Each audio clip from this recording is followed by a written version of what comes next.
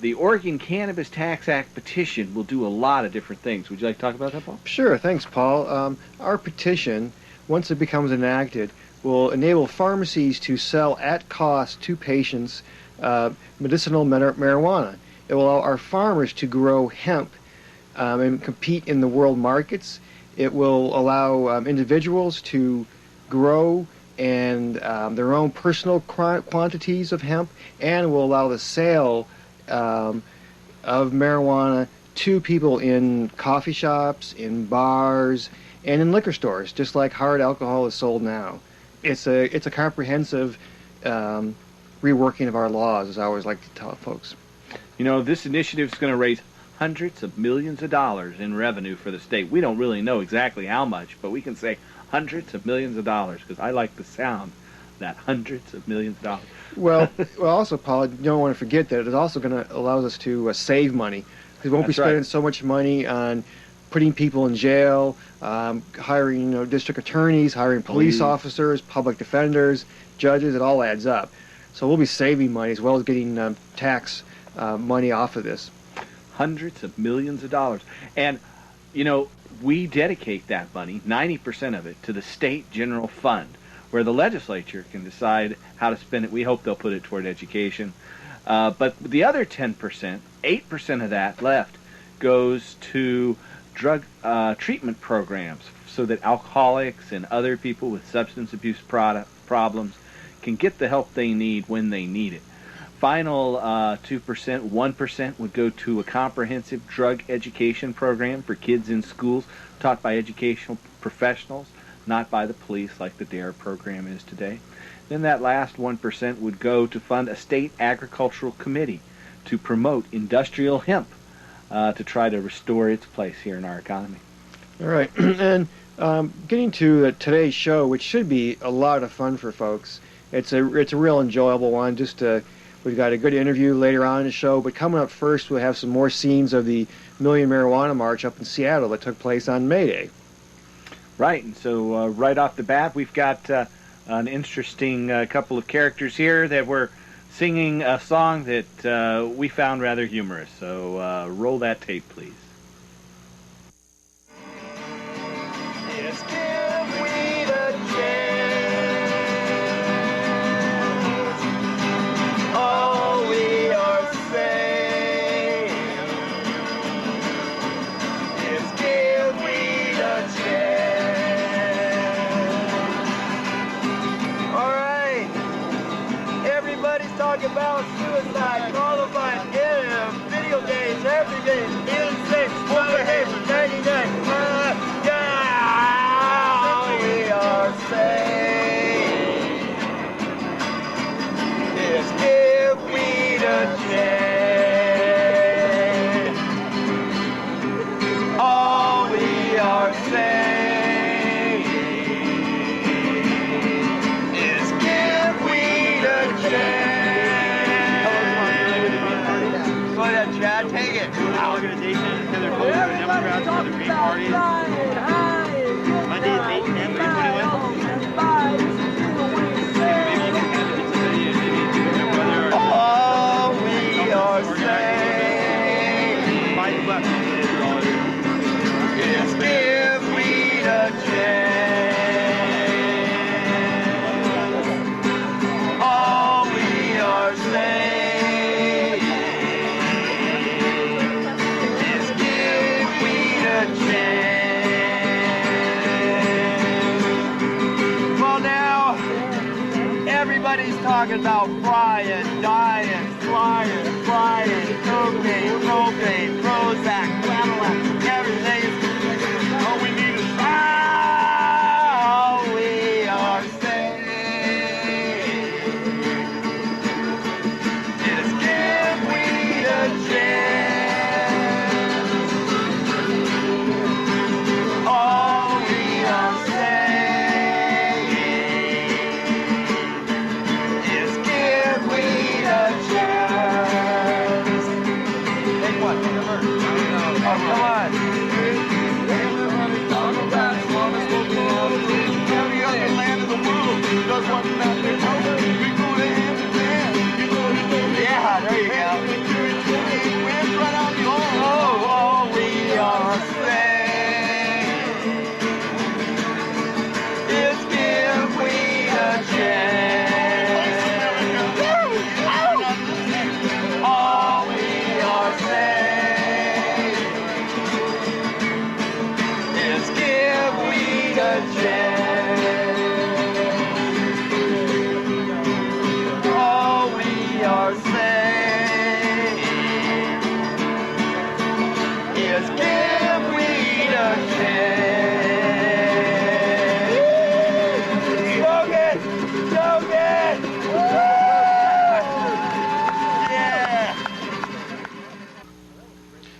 Oh, that was a great song, folks. I really enjoyed that song. The whole march was great, and gosh, it was just a whole lot of fun being there. And Paul, who's the next clip we have?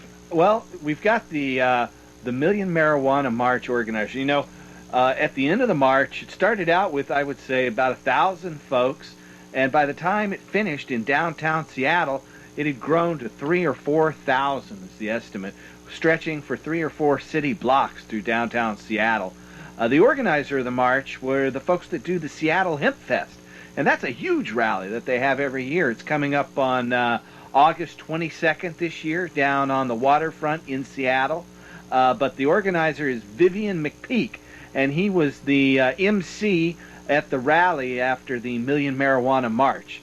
So Vivian McPeak, who is also the MC of the Seattle Hemp Fest, which generally has about 50,000 people at it the past few years, is up next on the stage at the Westlake Center in downtown Seattle at the conclusion of the Million Marijuana March. Nora Callahan was supposed to be here today. Nora is the director of the November Coalition out of Colville, Washington. The November Coalition is one of the most powerful organizations in the country to end the drug war. It started around 1977, right before the Seattle Hemp Fest that year. What the November Coalition does is it puts names and faces behind the prisoners, the POWs of the war on drugs and the war on pot, and also behind the hidden victims of the war on pot and the war on drugs, which is the children, the orphans, the wives, the husbands, the brothers and sisters, the parents, the families of the people whose lives have been destroyed and crushed, who will spend years, decades in jail for a harmless, benign, therapeutic herb, which never killed anyone with an overdose, never killed anyone from toxicity, ever. If somebody tells you different, it's a bold-faced lie. There's a reason that Nora can't be here today. Nora's brother Patrick is serving a 23-year prison sentence, mandatory minimum sentence, no chance of parole. He was caught in what's called a dry conspiracy. Under conspiracy laws, you can be sent to prison with absolutely no concrete evidence whatsoever. You can be sent to prison on hearsay evidence alone by paid informants who are already felons incarcerated, who have nothing to lose but everything to gain from lying. Nora's brother, Patrick Callahan, is in a federal penitentiary on the other side of the country serving his 23-year sentence. And he's in the late stages of liver disease. He's not very well. Now would be a good time to send a healing prayer, a healing thought, a healing vibe to Patrick and Nora and all of the Patricks and Noras across our planet.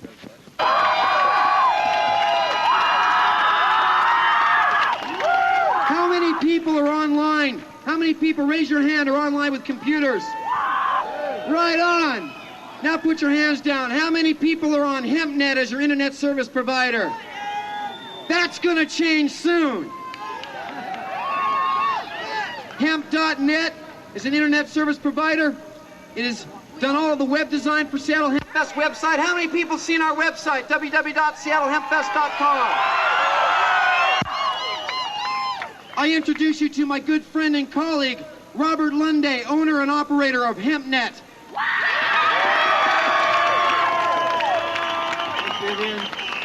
Hello, Seattle. Yeah. Right here in the middle of Westlake Center. You guys look awesome. For those of you who attended some of the marches against Prohibition last year, I'm sure you can appreciate the numbers we see here today. I love you all. Prepared a little something to say. Today we've been marching and speaking out against the numerous injustices brought on the American people by the war on drugs. And we may be a diverse group of people with differing opinions on the issue, but one thing is common amongst us all. The war on drugs has affected the lives of every one of us enough so that you're willing to get in the streets and march and say that things have got to change and the drug war is wrong.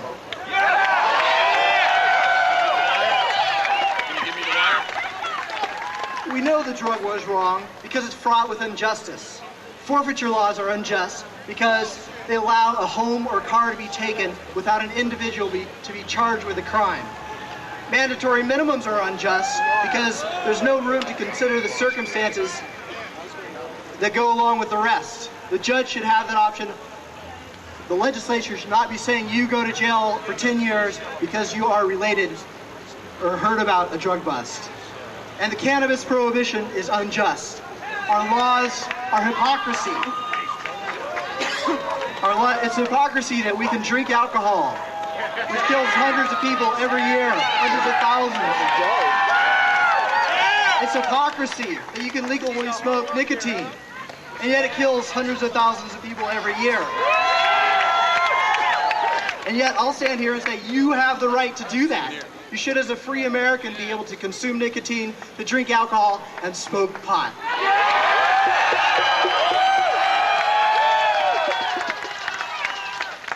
So what's the result of this unjust war? Well, for example, there's a Mr. Gray who was a U.S. Marine for 5 years. He went off and served this country in the Gulf War. He came back with numerous unexplainable illnesses, uncontrollable vomiting. He went to the VA hospital 20 times. They prescribed numerous legal drugs, none of them which could help him. So finally he turned, like many sufferers of the Gulf War syndrome do, to marijuana, and he found relief. And how do we thank him? We steal his fucking house. That's wrong. That's wrong. Another injustice is the East Side Narcotics Task Force. We allow them to engage in terrorist tactics, destroying homes and traumatizing children, house after house after house. That's unjust. It's unjust that Will Foster, who grows marijuana for his own personal medical reason, should be sentenced to 93 years in jail in Oklahoma. The drug war needs to change. 80% of our forfeitures occur where no individual was charged with a crime. I think this is such an injustice, and we don't have to look farther than our own law of Washington to see the problems with this law. So I'm going to read the 3 pillars of the Washington State forfeiture law. Tenet number 1, and this is in the Hemp Voters Guide if you saw this last year. Number 1, in cases involving personal property, the burden of producing evidence shall be upon the person claiming to be the lawful owner of the property. That's you. That's not the cops. If they plan something, it's up to you to prove it. If your friend has a joint in your car and they take your car, it's your responsibility to prove it. There's no due process in that, and there's no justice in that. So why does it happen? We look at the next 2 pillars of the Washington State forfeiture law. Number 2 is each seizing agency shall remit to the state treasurer an amount equal to 10% of the net proceeds of any of the property forfeited. And the final pillar, what happens to the other 90%? Forfeited property and the net proceeds not required to be paid to the state treasurer shall be retained by the seizing law enforcement agency. And that is an invitation for corruptness. It is no longer a balanced justice system that we're supposed to have in the United States. The forfeiture laws and the drug war needs to change. Stealing it!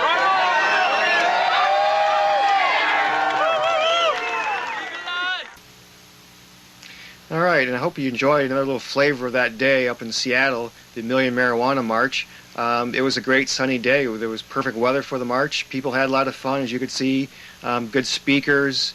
And why don't you tell us a little about the whole idea behind the Million Marijuana March, Paul? Well, you know, it has a long history. It's been called the Million Marijuana March for about the past 3 years. And up until this year, it had just taken place in New York City. It had a history in New York City going back to like 1970 as the Fifth Avenue May Day Pot Parade that put on by the Yippies, the group started by Abby Hoffman and Jerry Rubin back in the 60s. But anyway, they've been doing the march there, but back in about 1995 when they had the Million Man March by the Nation of Islam, they started calling it the Million Marijuana March. And this year, was the first time that they had broken out into other cities. And in fact, there were marches taking place all over the world, in Amsterdam and Auckland, New Zealand, in Sydney, Australia, in San Francisco, and New York, of course, Chicago. I can't even begin to name all the cities that this thing was going on in. And maybe it did approach 1 million people when you talk about it on a worldwide scale. That's what I heard, that it did approach 1 million. I think that's great. That's the whole idea behind it. In the past, it never had 1 million. This year, they had 1 million marchers across the world speaking up for marijuana. And I'm hoping next year on May Day, it'll grow even bigger. So remember that date, folks. May Day next year. Take part in the million marijuana march on May Day of next year. Something else you can take part in. We're circulating the Oregon Cannabis Tax Act petition. This will allow adults to legally buy marijuana through the state liquor stores. Bars and other shops that get the license will be able to serve marijuana the same way they serve mixed alcoholic drinks. It will also allow farmers to cultivate the drug for sales to the Oregon Liquor Control Commission. The Oregon Liquor Control Commission would sell it through pharmacies, both in Oregon and outside, at cost, where it just cover the cost of the agency and the farmer's expenses, and then it would sell it at a profit through our state liquor stores and raise lots of money. So it would also allow adults to grow their own and allow farmers to cultivate industrial hemp without a license, so that they could produce paper, fabric, protein, oil, fuel, and 50,000 different products. So we need your help to put this important issue on the ballot. If you can help us petition in public, if you can help us in our office, if you can help us on our phone banks, if you just want to get the petition just so you can sign it yourself, call us. And what's that number? Area code 503-235-4606. That's 235-4606. Call us. We have voicemail if we're not right there. And you can also look at our website. It's won most of the major website awards from Netscape, What's Cool, and so on. But you can print our petition out from the internet. You can watch this TV show on the internet. You can watch 100 different videos. But you can get our petition directly through the internet at www.crrh.org.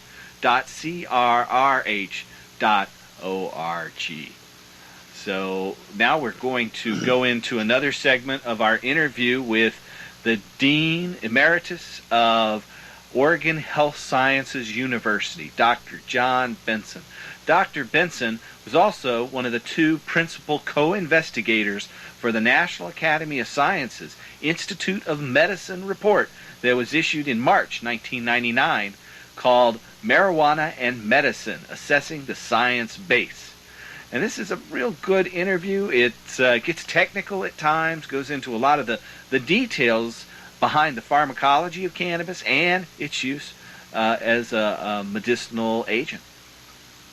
So I guess we'll just run right into that. Hope you enjoy it. Some of the people who were on the panel, I've recalled that the Israeli scientist, I think his name's Raphael Makulam. He's the one who discovered THC about 25 years ago and then discovered the receptor sites, or at least worked on the team of... Worked on those and has also been involved in some of the endogenous cannabinoids, the natural substances we all have in our brains and bodies as well. Still very active. Right. Excuse me, are those comparable to endorphins or well, they're a different group of chemicals, also endogenous though, that use different receptors. There are different receptors for the opioids, morphine and codeine, those two substances. So the endorphins are among these agents that help energize the neurons to put out transmitters in various centers of the brain. And cannabinoids, or the components of the marijuana leaf, are yet another system, pharmacological system. So that endogenous system, I think they call it the endorphin-like substances, anandamides, is that the problem? Anandamide is the one that is best developed. It also uses the so-called CB1 receptor, cannabinoid 1 receptor, and such as THC does. And then there's another one that's 2AG, arachidonylglycerol, which is another of these endogenous cannabinoid-like substances. Have they identified the primary action of this receptor system? Is it? There are many actions, actually. The receptors have been identified and cloned, actually, and they can be sited or located in various parts of the brain that have to do with pain perception, with movement control, with control of vomiting, with warm and pleasant feelings, with sedation, and so forth. So they're very common throughout the brain. So that there is a definite, what shall we say, therapeutic action of these substances. Would that be? Well, I mean, I wouldn't say the actions that you mentioned seem to me to be therapeutic in nature, or could be therapeutic. Well, they might be exploited for therapeutic uses. That's correct, because there are these systems in place, and that's the reason, I'm sure, that people have found some utility for the use of these cannabinoid substances. Before the president of the Institute of Medicine asked you to be a co-investigator, can you tell us about the process that led up to the Institute of Medicine conducting this inquiry? Yes, the White House Office of National Drug Control Policy, which is directed by Barry McCaffrey, asked the Institute to consider such a study and was willing to fund it. About the same time, a major foundation also thought this would be worthy of study, but the Institute thought it better, and so did apparently General McCaffrey, if only the one sponsor were responsible. And so a proposal was made to his office by the Institute staff, which led to a statement of task, so-called, and then the funding of the study. What was the mandate from the Office of National Drug Control Policy? Didn't they exclude?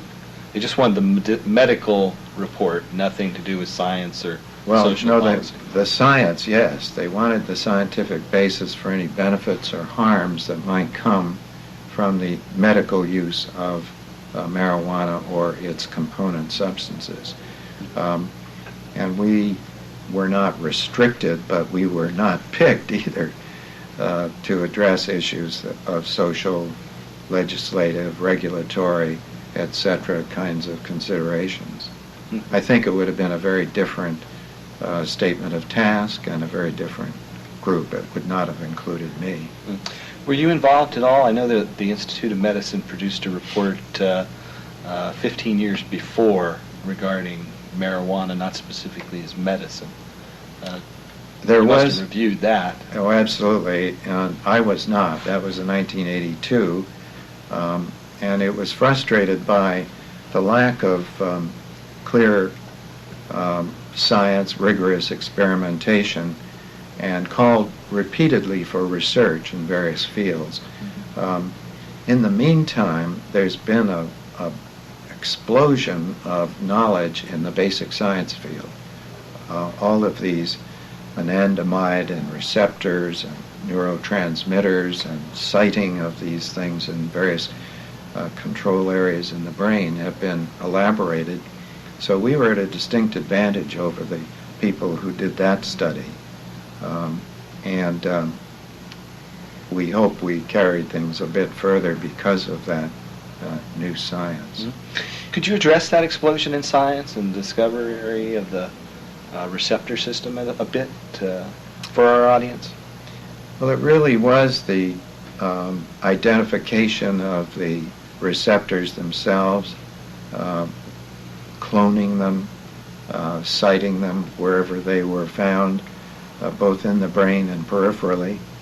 The CB2, the cannabinoid 2 receptor, is primarily in the immune system and more peripheral nervous system, and CB1 is primarily in the brain.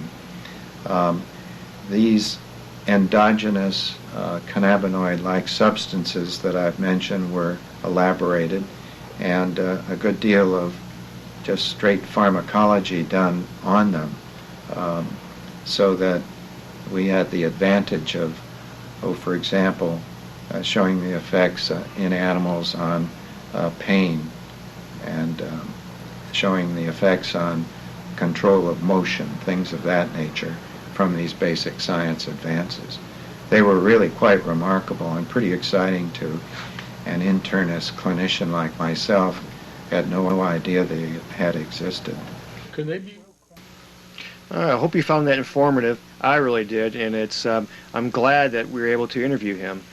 So, in closing here on our show, don't forget to call us again if you want to help us out. Put our initiative on the ballot, the Oregon Cannabis Tax Act. Our phone number is 235-4606. And again, Paul, what will it do in a little thumbnail sketch?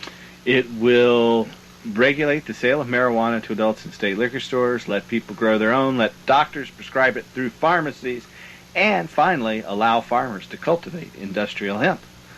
So give us a call at 235-4606. I'd like to also thank Dr. Philip Levesque for helping with the interview with Dr. Benson. They're the Dean Emeritus at Oregon Health Science University. So thanks, Dr. Levesque, who is also, along with Paul and I, chief petitioner on this petition. That's right. So if you want to help us put this on the ballot, it's 235-4606. The website is www.crrh.org. So check out the website, give us a phone call, help us out if you can. Yeah, Paul and I and Dr. Levesque and our whole film crew, we all do this on a volunteer basis. So we really need your help to help change this marijuana law. So call us. Yeah, we don't want to sound like pitch people up here, but many hands make light work.